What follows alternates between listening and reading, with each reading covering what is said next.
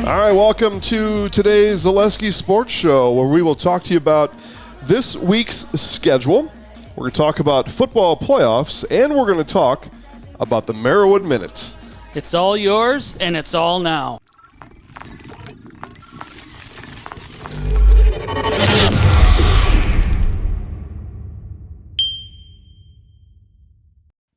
All right, back here live from downtown Stevens Point. Jason Zaleski, Dan Ross, and the Zaleski Sports Show is back. It's been on a consistent hiatus for the last couple of years, Dan. Good. Yeah, a lot of people have probably enjoyed being without it, although, often we do get asked about it, and we got to give credit to Dan right away, because Dan's really been pushing the issue of getting the show back on the air. And so what we decided was Wednesdays. We did the show on Wednesdays before. Wednesday's kind of a natural off day for high school sports. We're going to talk to you about high school sports today.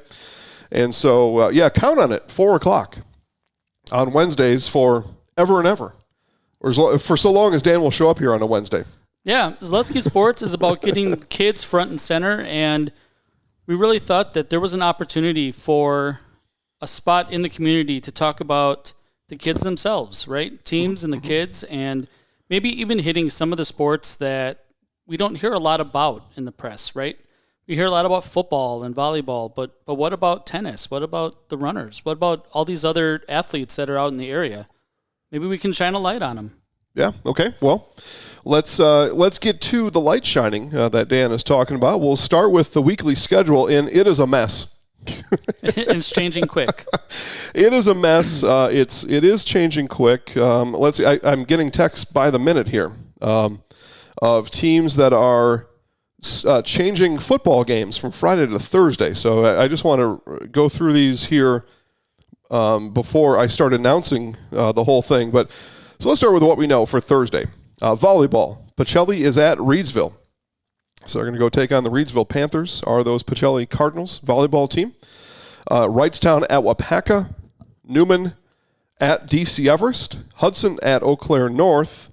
Those are all the volleyball games. Newman at DC Everest, Dan. Girls volleyball. Yeah, conference season's over. Playoffs are right around the corner real quick here. Maybe next week? Maybe? Yep, playoffs start on Tuesday for volleyball. That's right. Yep. Last-minute seed meetings are happening tonight. Yeah, so a good opportunity for teams to play out of conference and locals, so you don't have to travel very far. Obviously, Newman playing up from Division 4 to Division 1, a good test before they are the 2 seed in their bracket. Okay, so yeah, that's an interesting one. And Newman have no stranger to playing Division 1 volleyball. You've seen that in your neighborhood during the year as well. Yeah, Newman hosted Wausau West earlier in the season. Obviously, Wausau West Division 1, one of the bigger schools in the area, and beat them in 4 sets, 3-1 back in September. Seems like a long time ago. Seems like forever ago, right? It really does. Just forever ago. Okay, getting some maps ready for later. Like it. That's something maybe we should tell folks about now, but the weekly schedule. That's volleyball tomorrow. And by the way, we do this on the Red Zone channel too. I look right on my phone, and you should too. ZaleskiSports.com is where you find the schedule. That's where I'm looking for it, because how in the world could I just memorize all these games? Impossible. Impossible. Okay, boys soccer on Thursday. Newman is at Amherst. Bowler is at Pacelli. And that's our soccer lineup tomorrow. And then football, when I woke up this morning for Thursday, it was Loyal at Pacelli. Okay, that still remains. So right down the street here at Gerke Park, it'll be the Loyal Greyhounds and the Pacelli Cardinals. Loyal with a win will guarantee themselves a playoff spot with their 4th conference win. So they'd be guaranteed. We think they're in anyway. Don't maybe tell the Greyhounds that, though. You want to leave them with the motivation. Right. But we think Loyal's in anyway. Pacelli with a win, which I think would be an upset of some sort of minor level. But Pacelli with a win would move to 3 conference wins and put themselves in a situation where they're going to have to be on the board, and then tiebreakers will have to be assessed. They're in the mix. In the mix. So giving you some reasons to watch that game tomorrow, and I think those are good reasons, right? A Loyal win not only guarantees themselves a spot in the playoffs, it would eliminate Pacelli from the playoffs. Yep. In that way. A Pacelli win would throw it all into a tailspin. And people at the association on the other side of town would now need to break out their tiebreaker book and figure out who's in. So sigh a little bit heavier. They would have to, because one more team is now, one more magnet goes up on the board, is how that works. And then we have a whole slate of Friday football games. We are quickly, though, changing to a small slate of Friday football games because there is some rain that's coming in on Friday. I don't know much about the weather. As I've told people around here for a long time, I'm just the sports guy. I know nothing about the weather. I don't want to know anything about the weather. As a matter of fact, Dan, I was sitting in here earlier today. It's a little chilly in here. They just turned the boiler on the other day. So it's still a little chilly in here. The radiator's over here, and it doesn't feel very warm at all. And it's been cold. It's been, 30s at night and 40s during the day. So it was cold. I walked outside at 2:45, and it felt like it was hot. Yeah, it's warmer outside than in here, I think. So all to be said, it is. And all to be said, I have no idea what the weather is. I didn't know I was going to walk out and it was going to be warm. I didn't know because I really don't care. I have to walk outside no matter what the weather is. The athletic directors in the area are also meteorologists, as it turns out. Part of the job description. I suppose. And there's other duties as assigned. Know the weather. Yep. And so there's the rain coming. That's what they're telling me. Rain is on the way on Friday. A lot of rain. Okay. Like flooding rain. Yeah, that's weird, right? So some and more by the minute, because my phone keeps going off, are changing their game from Friday to Thursday. So stay alert. Stay on ZaleskiSports.com, not for the weather, but for your local listings. You know what games are going to be on Thursday. Check your list of local listings. You will find no weather at ZaleskiSports.com, but you will find the whole heaping pile of games that are going to be available apparently now on Thursday and not so much on Friday. So Abbotsford and Pittsville for sure have moved from Friday to Thursday. That game will kick off at 6 p.m. It might be an important game for Pittsville. It's a very important game for Pittsville. Yeah. A Pittsville win, and then they get to go into that tiebreaker conversation. A Pittsville loss, and they will have missed the playoffs. Steve's schedule update coming soon. So things are happening very rapidly. So that game will be Thursday. So Pittsville at Auburndale, and it will be on this channel on Thursday. We don't know who's going to play call yet because we're still, we got to see where all the dust settles. In this case, we're going to see where the water is going to well up, and then we'll know at that point. Kaukauna has changed their game from Friday to Thursday. Kaukauna plays Appleton East football. So that game will kick off on Thursday live on Zaleski Sports. And let's check the messages here. Stratford. So Spencer Columbus at Stratford will now happen Thursday instead of Friday. Thursday at 6 p.m. So another 6 p.m. kickoff. Of course, we will be live in Stratford as well. And then I'm told others are just moments away from making that call over at the prediction desk. They'll change their start times. How about that, Dan? I've seen enough. How about that? Well, that's what they're doing. Their prediction desk is now a weather prediction desk. And they've seen enough about the weather for Friday. For us at Zaleski Sports, it's Edgar at Marathon, and we will not be, we have that game. It's on the website now if you go look. It won't be in short order, regardless of it now for Friday. If they continue to play that game Friday at 7 p.m., we will not be there, as there are no indoor accommodations for any broadcast of any kind. And we cannot subject ourselves to a couple of drops of rain, let alone Noah's Ark, I guess, having to be built for Friday. So that game will be scratched from our schedule.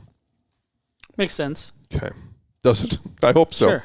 Well, we're trying our best here, but we can't. Dan and I had that occurrence last Friday over in Kaukauna. It was cold and wet. Yeah, rainy. And it was a great time. And it was a great time. But we had to take our Red Zone channel to social media and in the way of pictures and updates because of the rain there. Where's your football? It's over at Sawyer Creek. I should have brought it today. That's what you're saying? Yeah. It'll be here on Friday for sure. Okay. Other games on the schedule for Friday: Assumption at Rochholt, Appleton West is at Spash, Wausau West at DC Evers, Hortonville at Marshfield, Westby at Altoona. That is a Altoona win and in playoff, or it's a playoff style football game. Manawa at Amherst, Colby at Auburndale, Merrill at Mosinee. So that's on the schedule for Friday over at ZaleskiSports.com. But all subject to change. And again, I won't take you through all the ones that are telling me. I'll give you I'll give you an update in 5 minutes. But here we go. Mosinee Merrill Thursday, just right now. Update just came in. So, and others are threatening to update, and they're going to they've threatened to text me when they know for sure. Yeah, honestly, if they are considering it, they're probably going to do it. So, yeah, and the people I've talked to, the only factor is the officials. Can the officials go on Thursday instead of Friday? And the ones that are saying yes, then are changing their time to Thursday. Usually Thursday is freshman football.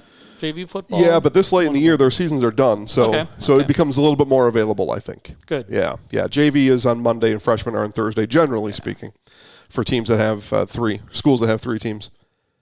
Okay, so ZaleskiSports.com is where you find the schedule. It's where you really find everything. People don't know this too, Dan. Some people don't.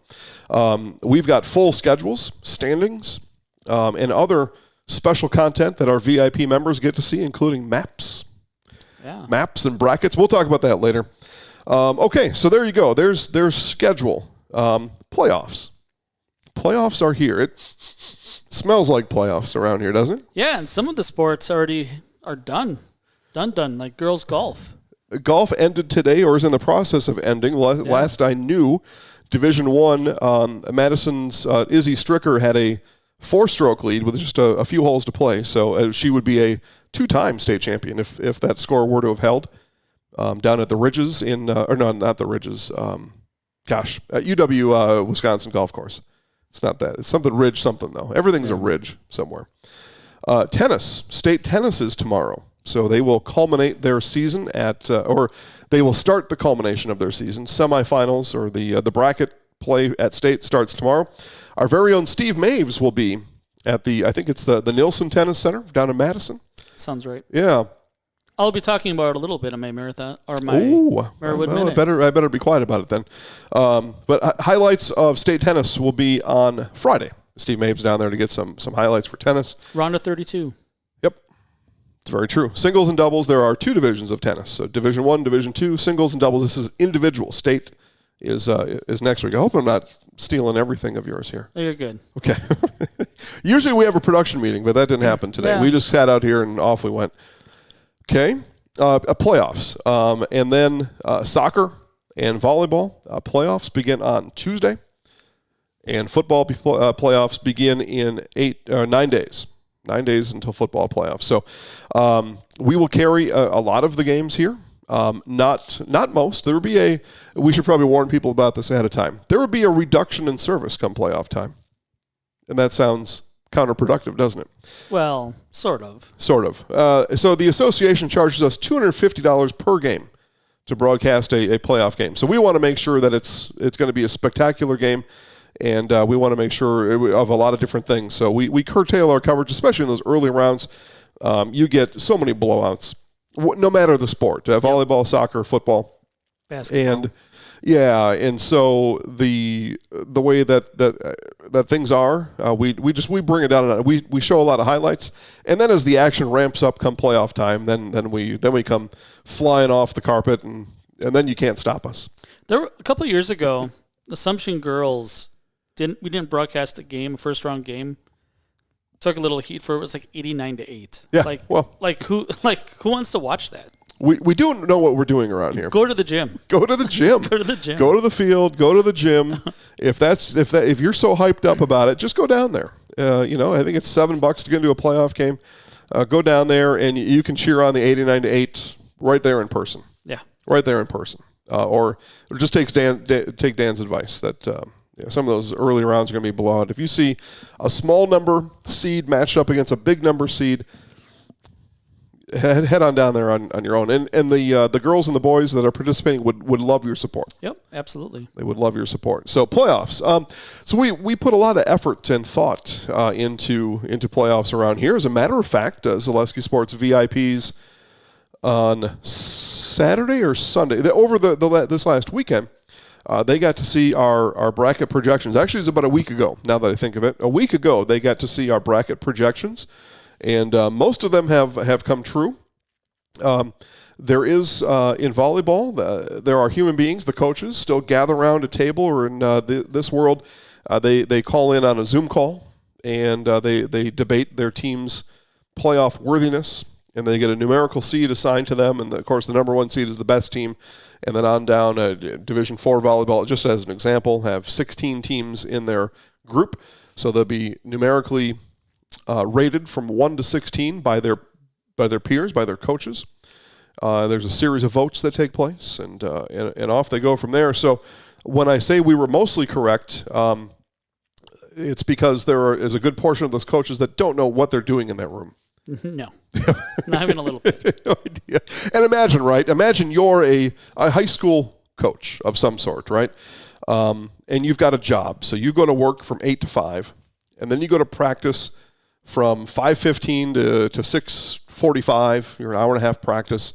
And then when you don't have a practice, then you go to the game, right? So you load up on the bus and you head off from on the school bus. You got to leave work early. And you go on the school bus and you go. And now you're telling me, though, that on the seed day, when you're meeting with your coaches, you've had time to be extremely knowledgeable about the other 15 teams that you're about to evaluate, right? That's not even realistic. Yet this is what they are asked to do. And so they do it, but they don't know what they're doing. We, though, have the ability to sit around here all day long and evaluate, in this case, volleyball teams. And we do it to an expert level. And I think that what people will find out, Dan, are the brackets that we revealed last week. As the tournament series progresses, those teams we have at the top will continue to stay alive throughout the playoffs. Yeah, absolutely. I will say, and I've been in these seating meetings before. You have. Everybody has an ideal outcome out of it, right? And depending on who the audience is, it could be really easy to come away disappointed, depending on what conferences are invited, depending on just the membership, right? Yeah. And in some of the more rural schools, especially around here, you come into a situation where one whole conference is there. There's a team or two from another conference, and then a team or two from another conference, and that's your 16. Yeah. Right? And the one conference gangs up on everybody else because, one, they know each other, and coaches aren't necessarily friends with each other, but you're kind of friends, right? You're friends except for when you're playing each other. Sure. And there's these kind of like wink things, right? Or remember last year we kind of voted for you. Maybe we'll get your vote this year. Like this stuff happens, and I'm glad that we're going away from it for the most part. Slowly but surely. Yeah, volleyball is one of the only ones that I know of. Maybe like softball or baseball, softball, volleyball, those, and soccer, but Yeah. those are. Yeah, and volleyball is tough too because some teams have like 50-some games played and some have 20. Yeah, if 20. Yeah, it makes no sense to me. Yeah, so they all go in a room. I remember, I won't, again, we're not going to name any names here, but I remember a coach from a couple of years ago that had voted for a team that was really a 5 or a 6 seed, really, voted for them as the 1 seed. And I'd found out about that. Every now and then a coach might show me the voting, Because it's public.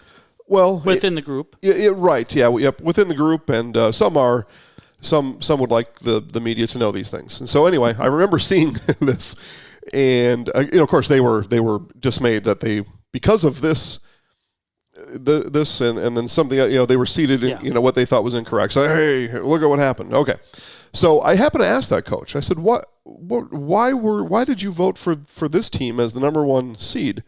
Coach turns to me and just matter-of-factly says, it was the best team I saw all year. Okay, but that's not what you were asked to do. You were asked to grade those teams against each other, not the best team you saw all year, and you only played, 22 games, so you only saw, because your conference you play twice, you only saw like 12 teams. Yeah. You voted for that because that was the best team you saw all year. Okay, well, these are the reasons why those coach meetings are, in this day and age, it should be a thing in the past. Archaic, I would say. Yeah, archaic. And the seating matters, right? Because you're Matters talking a lot. about hosting a first round, second round, maybe even a third round game in your own gym or on your own field. Like, it matters. It really does. It does, and we're doing it all for the kids, right? And so some of these coaches will will have these alliances that Dan was alluding to before, and these conspiracies, and they'll conspire to vote with or against, and that's not in the best interest of the kids. No. At all. It's in their best interest, but it's not in the best interest of those kids. So it's shameful, and there's a certain conference out there that I wrote about that did this a few years ago that would rather not show up at their gyms anymore because I stated a fact. They were embarrassed that the fact was revealed about them. Yeah, and everybody outside of that small group knew how obvious it was. Yep. Right? Yep. How does a team not give up a point the entire season? Yeah. 9 games, do not give up a point. Yeah. How are they not voted number 1? Because that team they were the sole member of their conference, and the group of 8 or the other 7 that they met with, 4 of those 7 were from the same conference. So they all got together and said, listen, let's have one of us have a really good chance, and we're just going to vote them down. That is not in the best interest of the kids. It isn't. And you know what? The team that was unscored upon won that group 8. They advanced out of that 8 anyway. But they had to go on the road once or twice. Twice. Yeah. Yeah, they were the 3 seed, weren't they? They were the 2. Okay. But they had to go level 4 is neutral, but right. So they were outside of their own field after level 2, which was a shame. And you know what? That's bulletin board material for those kids. If they needed it, every kid walked off of that football field that day. I was there, like this, with the 2. Yeah. The 2 seed, what an upset they were shouting as they left the field, right? There was no upset there. They dismantled that team that night. They dismantled them. All right, so playoffs. And so football playoffs. So we mentioned volleyball and soccer. So team sports, right? I know, tennis, they have team, and golf has team. But I'm talking about, when there are multiple members that are competing at the same time on the same surface, right? Tennis has doubles. I'm talking about multiples, right? So football, volleyball, soccer. These are the ones we're talking about. The soccer and volleyball playoffs start on Tuesday. Schedule will be out soon at ZaleskiSports.com on live coverage for next week, and then again highlights. You will be able to sit in your home or your office or your car or in the park or at the restaurant or wherever you like to sit, and be able to watch dozens of highlights of playoff games all next week. So guaranteed of that. Football, though, is in the fall, kind of what runs things in this country. I don't think there's any other way around that. So football playoffs start in a week. And starting tomorrow on Facebook, so any Zaleski Sports Facebook channel, you're going to have an invitation to become a Zaleski Sports VIP, where you get to see our projected brackets for football. And again, these are not people's opinions. These are scientific, mathematical facts that Dan and others around here have had a hand in going through and kind of checking the math and verifying certain things. And so, with that being said, Dan, I'm going to bring up a map. Let me just get it sized up to the right size here on the screen, because of course the map's not a perfect square. Get that map. Okay, they're going to lose sight of us here for a minute, but they can still hear us. Yeah. There you go, map. So this particular division of football teams that shall not be named on this show, but this particular group, statewide group of 32 football teams, are going to enter the playoffs on Friday night. And we have for you tomorrow, Thursday, the brackets that we believe will be unveiled on Saturday morning, and all with the help of a map. There are 8 such maps in our possession right now. 7? 8 player. So there are 8 such maps. So you did 8-man. All right. You better believe it. It's all about the kids, right? We're shining a light on the kids, and they are football players over there too. And interesting. I had fun with the 8-player map. I thought that was really interesting. But so what the association does is they take their some learning here. We'll take the map off, because I think people understand what a map looks like. But the circles and the numbers, those are all indicators for us of the certain teams in that particular division.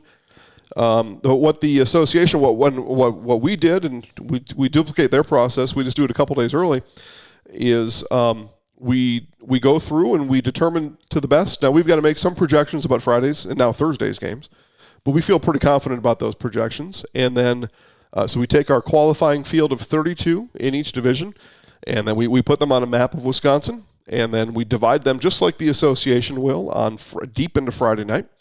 And we come up with that. So anyway, you've got, you'll have, 29 brackets to look at tomorrow on Facebook at Zaleski Sports of all the football brackets for football playoffs that start in 9 days.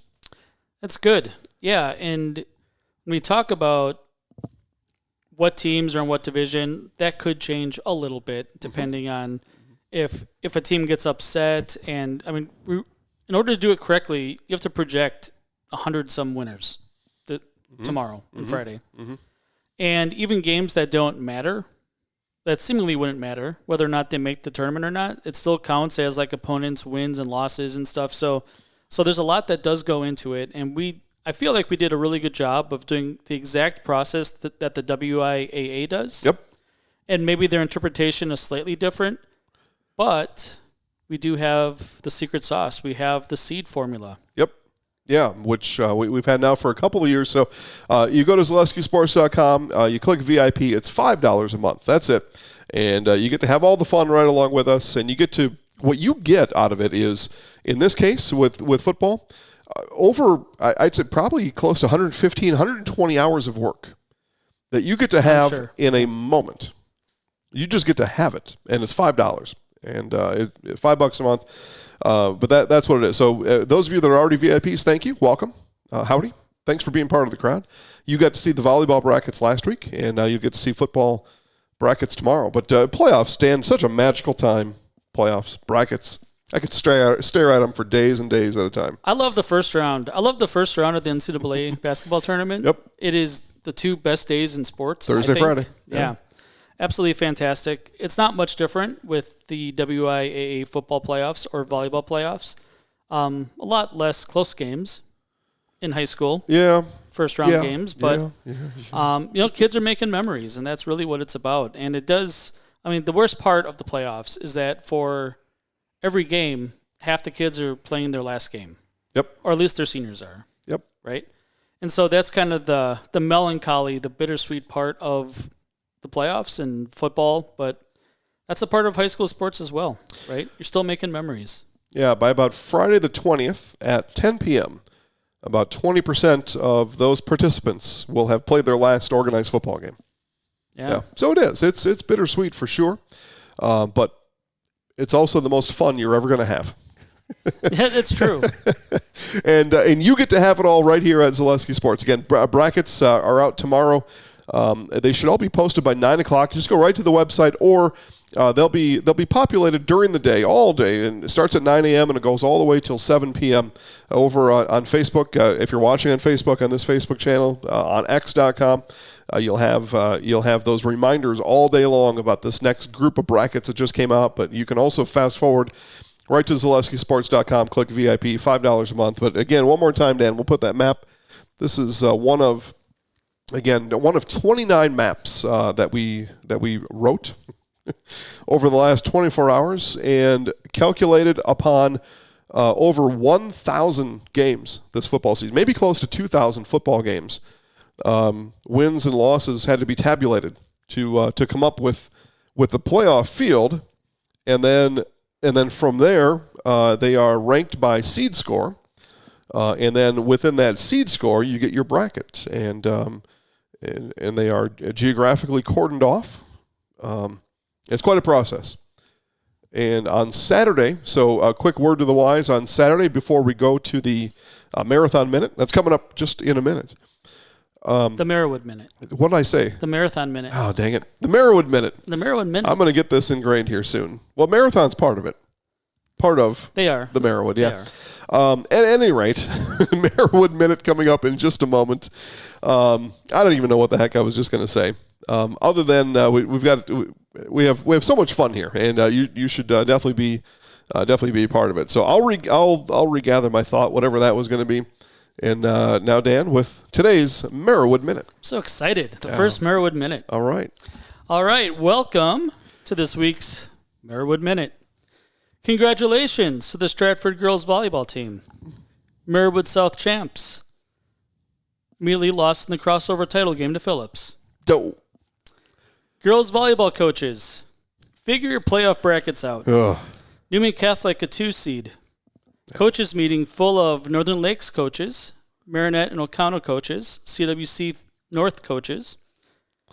According to math, coaches missed the mark by 3 or 4 seeds across the board in that bracket.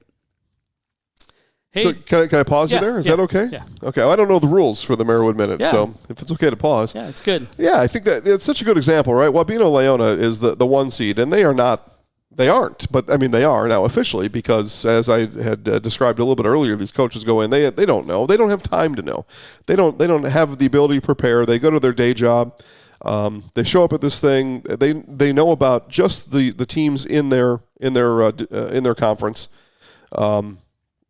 And Newman had the, you get a season-long award in that seed meeting, or you should anyway.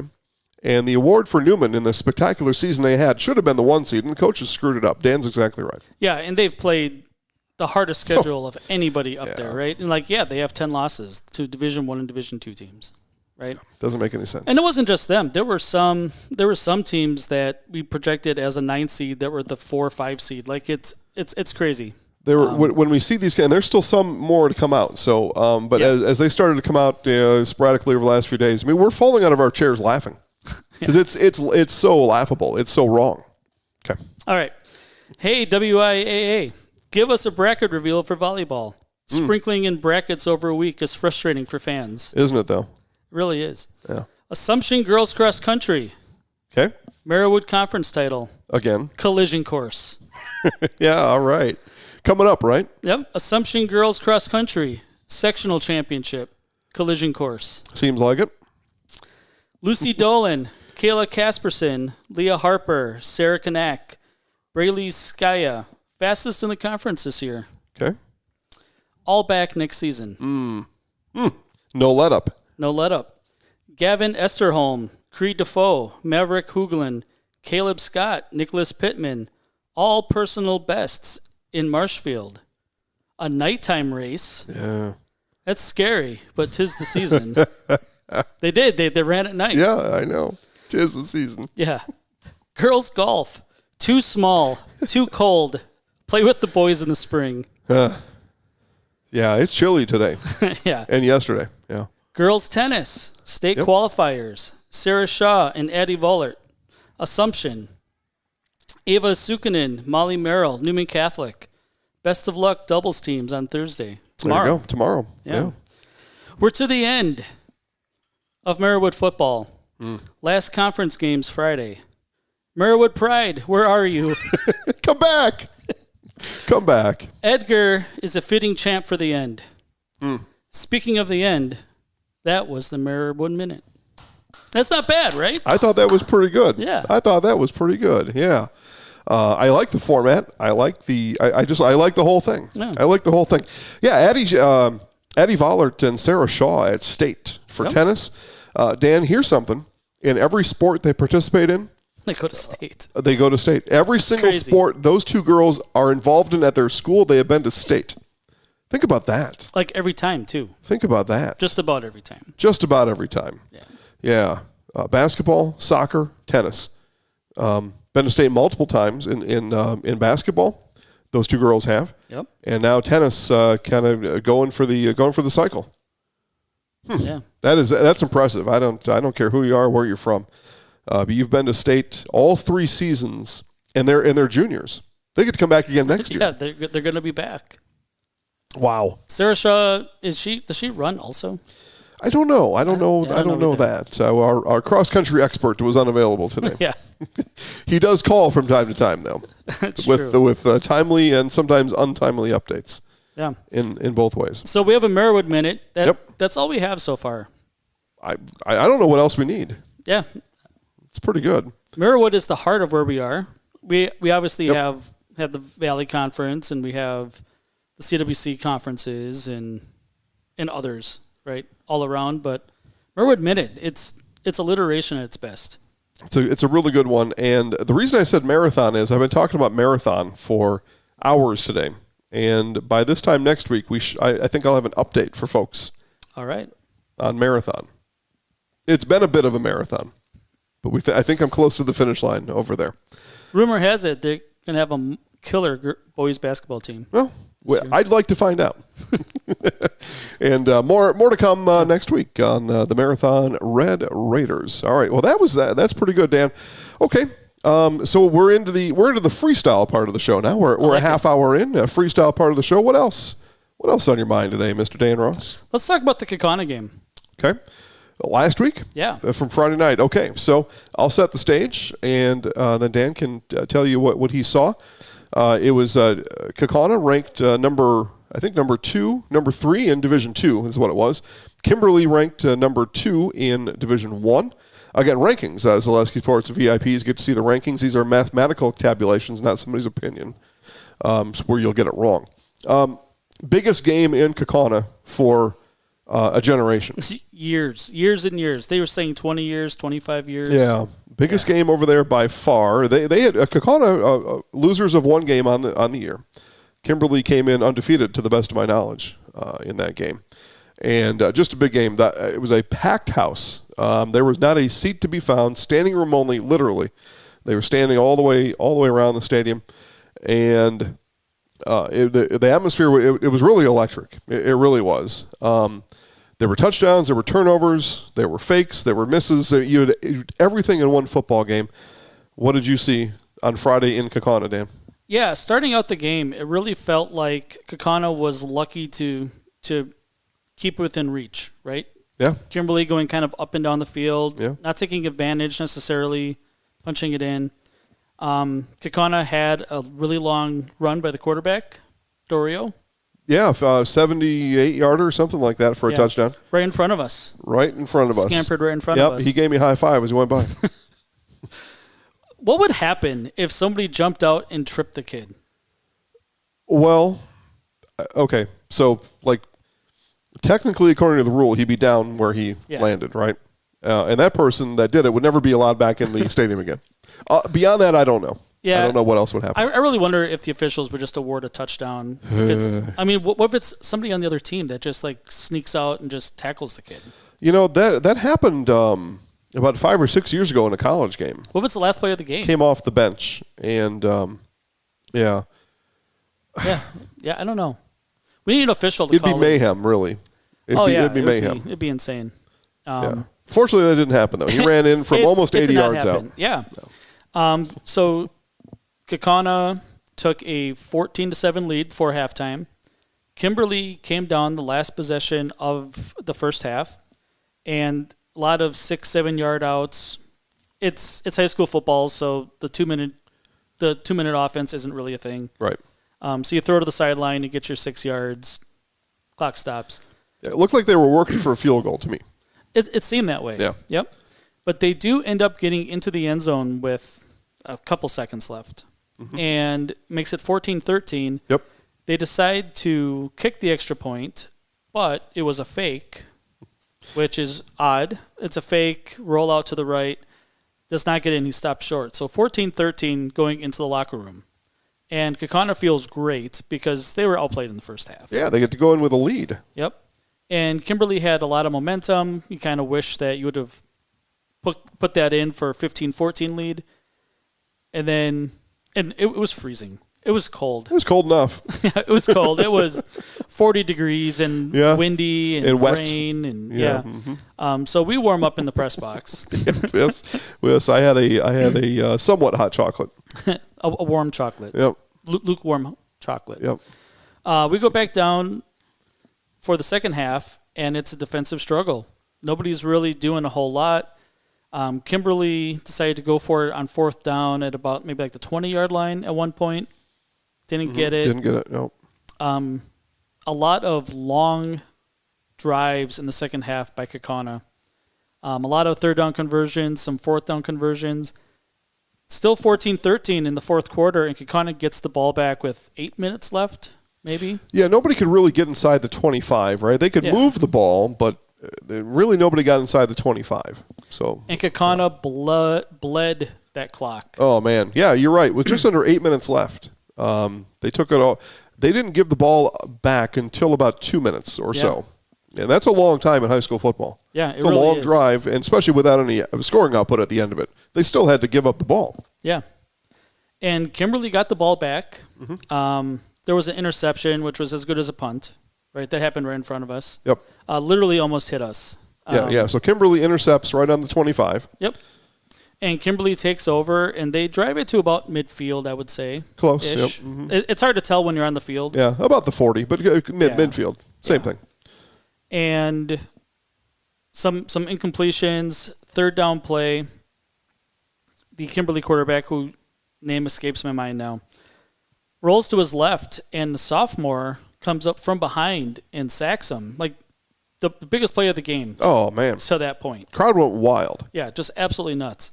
Talking to the kid after the game, you could just see like the lights in his eyes. He's like, I don't know what's happening. He's a sophomore, right? Did you say that? Yeah, sophomore. Sophomore. Yeah. And then fourth and long, fourth and probably 15 or 16 or something, and had to force it, and the ball was tipped and picked off, and man, that stadium about came undone. It rocked. I mean, it was rocking. I mean, the roar from the crowd. Both Dan and I had videos of it. One of them made it into the highlights, but the roar of the crowd there was on Big Ten football level. Yeah, it was impressive, and feel terrible for the Kimberly fans, of course. And it just happened to be, of course, that their fans were in the wind the entire time. They're wet. They had probably the best sign I've seen all year. Yeah, we don't believe in no ghosts. We ain't afraid of no ghosts. We ain't afraid of no ghosts, yeah. From Ghostbusters. And they weren't afraid, really. All game, they weren't afraid. Like Dan said, I mean, the defense has played extremely well. It was fun to watch. Yeah. And, yeah, Kaukauna got the win, and they are going to be conference champs when they win this week, assuming that they beat the last-place team with conference on the line. Now, I will say that taking a macro view of it, right, that's a gigantic win for Kaukauna. It's a great win for the entire area, right, because Kimberly's kind of been on this pedestal for years and years and years. Oh, long time. Yeah, a long time. And nobody wants to see Kimberly lose, obviously. The good news for Kimberly is I think the D1 playoffs are a lot easier than the D2 playoffs this year. Yeah. Right? They certainly could be. I mean, it is very impressive talent at those top 10 teams in Division II. Very impressive. Really good. Probably better than top 10 D1, I would say. Yeah, Wanakee, Kettle Moraine, Kaukauna. There's a few others. I have to look through my list, but there are some really good ones out there. Yeah, Kettle Moraine probably the best team in the state regardless of enrollment or anything. I think they have McWanago this week or Muskego. I don't know. One of the two for sure. They beat one last week, and they're playing the other one this week. Like, it's crazy. Kettle Moraine's really good. They are. Defending state champs. They're the best team in the state, probably. Yeah. But, yeah, I mean, it was a really good Friday night. And when we were on the field and we were like, man, it's going to be cold, we had to change plans, right, because it was too wet to do what we wanted to do. Actively precipitating, so that wasn't going to work. But just being on the field and being a part of it, how much it meant to not just the players, right? The players are happy, but people associated with the program, and there were people crying, and it was just absolutely insanity. Yeah, two kids on the team were rolling around on the in the bench area right next to us, hugging and cradling each other over the excitement of the win over Kimberly. I felt like in Happy Gilmore, when Happy Gilmore has the blonde kid who was his caddy, and he's like throwing him down on the ground like this. That's what it felt like. That's what it looked like. A good moment in the movie for sure, and they maybe could make a movie out of what we saw on Friday night because it was homecoming for Kaukauna.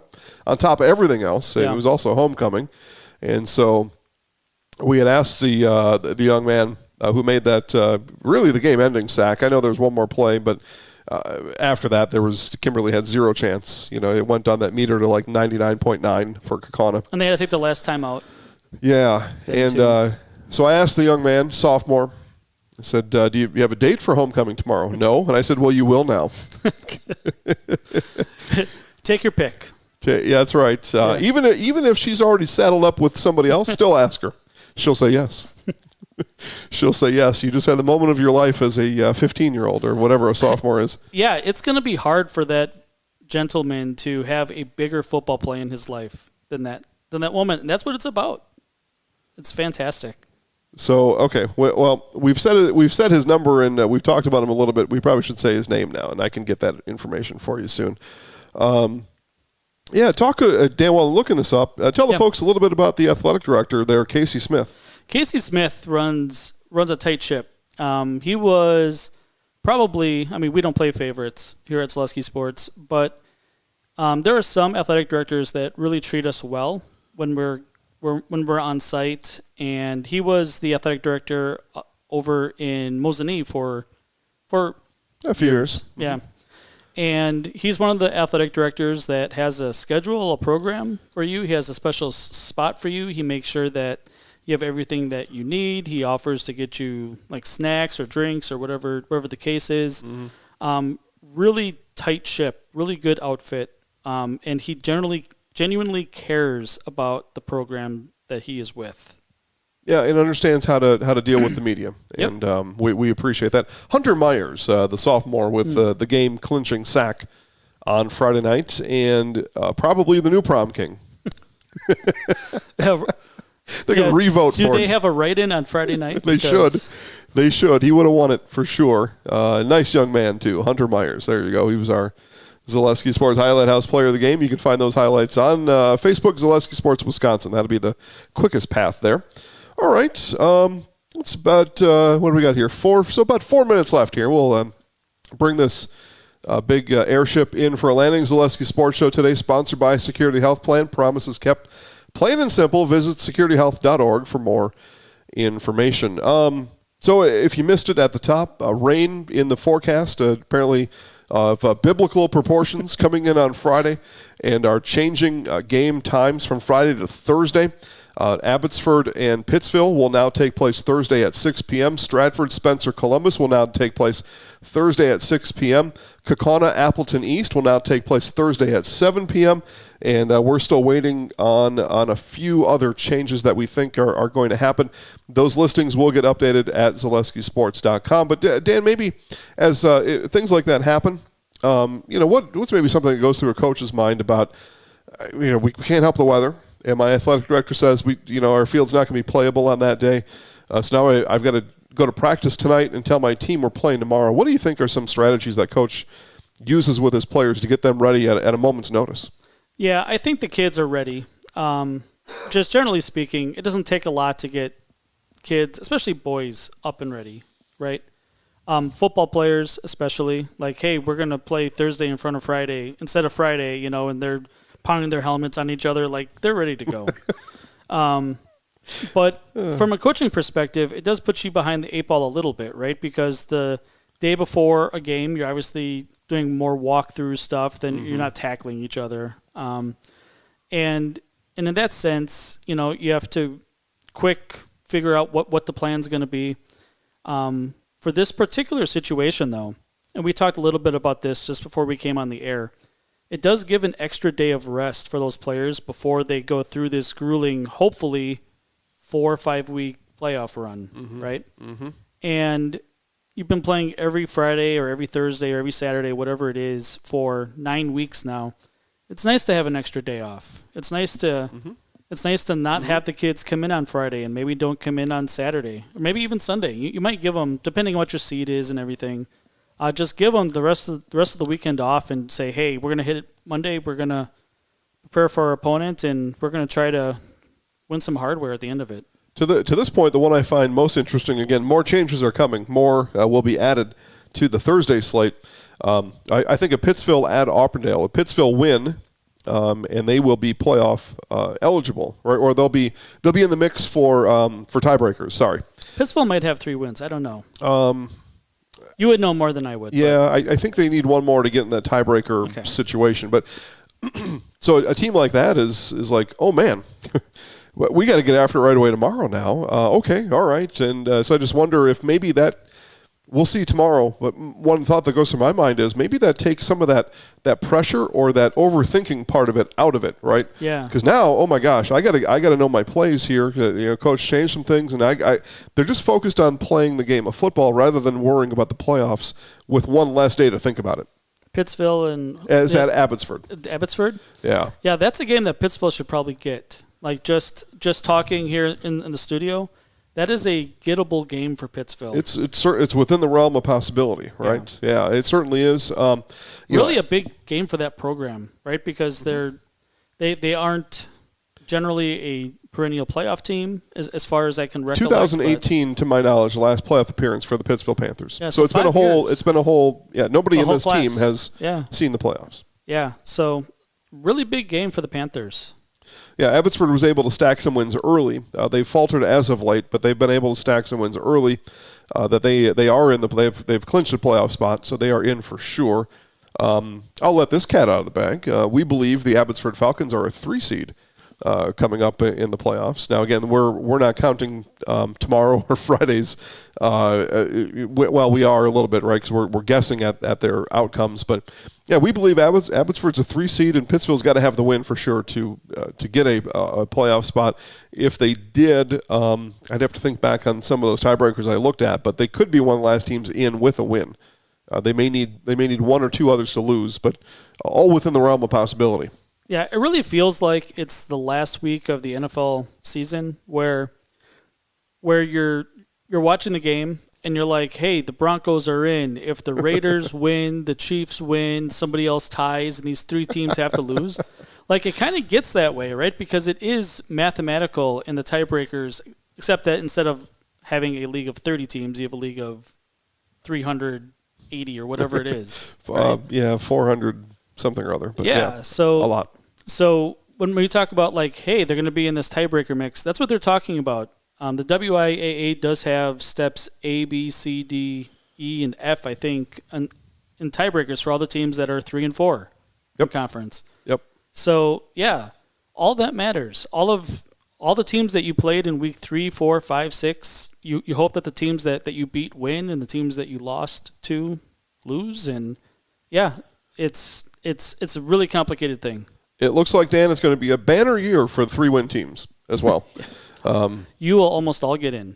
It'll be historical numbers for sure. And so, okay, well, we'll go ahead and wrap it up. Again, every Wednesday, 4 o'clock, Dan and I will be here to get you caught up on things that happened and will happen. This week in particular, just stay glued to ZaleskiSports.com for all the schedule changes, football games moving rapidly from Friday to Thursday. So keep glued there. And Dan and I will be here Friday at 6:30, Red Zone channel, and we will get you updated on all the wins and losses, brackets, seeds. We'll continue to do that all night on Friday. Oh, yeah, that's right. Yeah, Dan and I will probably be here till around 1 in the morning on Friday or so. And then we're back Saturday at 3 p.m. We've got our annual tradition. I think it's the 6th year now. We've done our football coaches show, our playoff preview coaches show. We've already got coaches who have committed more. We'll be somewhere around 10 to 14 coaches we will talk to on Saturday. All that action begins at 3 o'clock. Thanks for watching today's Zaleski Sports Show, everybody. Have a great night.